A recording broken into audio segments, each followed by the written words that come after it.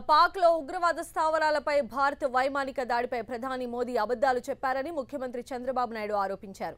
భారత వైమానిక దాడిలో 350 మంది ఉగ్రవాదులు హతమయ్యారని మోదీ చెప్పడాన్ని చంద్రబాబు తప్పుపట్టారు.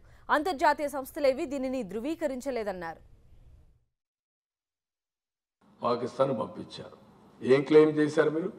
350 మంది టెర్రరిస్టులు చంపేశామన్నారు.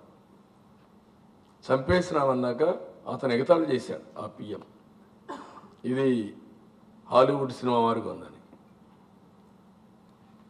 ఇక్కడ ఏం జరగలేదు, చూసుకోండి కావాలంటే చెప్పి ఎగతాళి చేశాడు. ఎవరన్నా ఒక్కరు ఇంటర్నేషనల్ మీడియా కన్ఫర్మ్ చేశారా? ఎవడు కన్ఫర్మ్ చేయలేదు. ఎందుకు ఎందుకు అబద్ధాలు చెప్పారు? మీరు ఆ రోజు చెప్పారు, ఈరోజు చెప్పారు.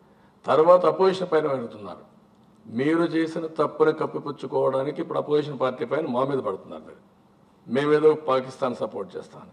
పాకిస్తాన్ పిఎం చెప్పాను, ఇండియాకు best prime minister Narendra Modi అని.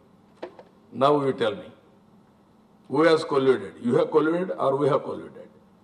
He is very happy with your administration or with your partnership. The PM has to answer this question. ఇన్ని రోజులు మమ్మల్ని గురించి మాట్లాడు, ఇప్పుడే మాట్లాడుతూ సమాధానం చెప్పు.